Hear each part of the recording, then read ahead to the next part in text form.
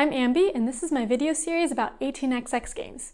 If you're not sure what 18xx games are, check out my 18xx intro video.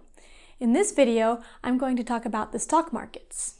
In 18xx games, the end scores are your cash value plus your stock value, and the stock value can be worth a lot more than your cash value. In some of the games I've played, the stock value has been almost twice as much as the cash. So having good endgame shares is very important to having a good overall score.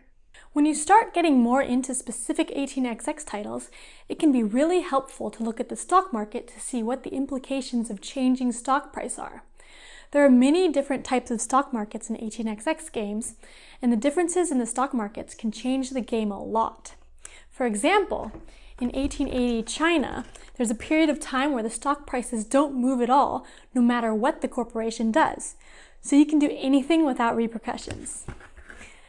And in 1870, there's price protection, so you can buy back shares that other players sell in order to make sure your stock price doesn't fall. In general, there are two main types of stock markets in 18xx games, one-dimensional and two-dimensional.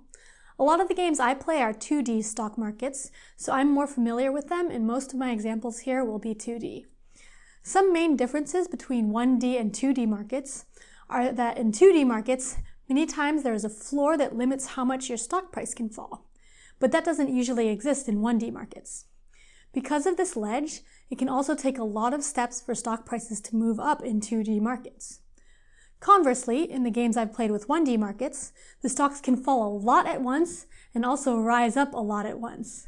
For example, in 1817, if you pay dividends that are more than 4 times your stock price jumps up 4 steps.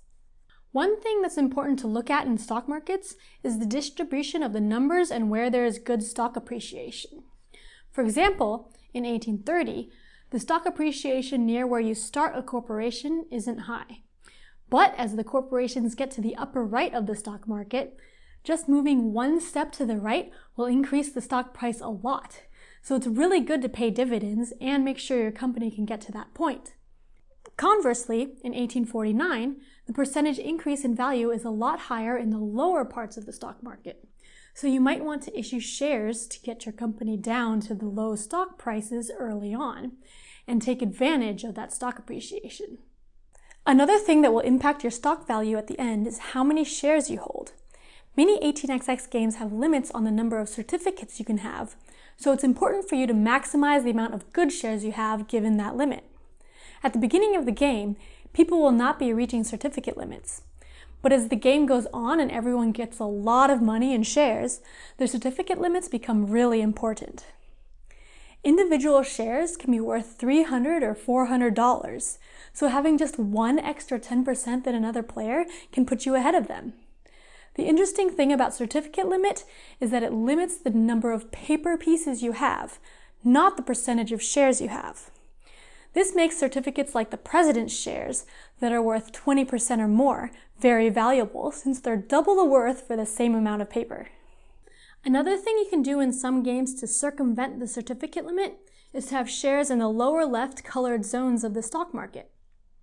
In some games like 1830, these zones change the rules of stock holding for any company that is there. Here in the yellow zone, your shares won't count against your certificate limit. So if you have a corporation in that zone, it's basically free extra shares above your normal limit. This can be really powerful in games where the certificate limit is a lot lower than the amount of available shares. Since if you have a few companies in the yellow, you can get 10 to 20 extra shares.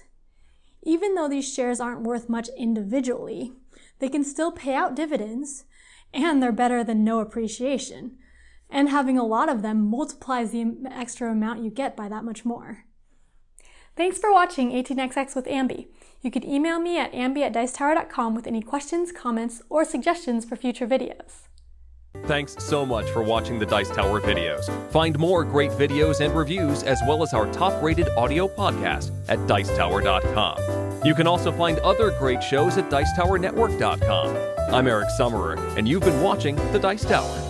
The Dice Tower is sponsored by Cool Stuff Inc., where you can find great games for great prices. Cool stuff in stock. Check them out at coolstuffinc.com.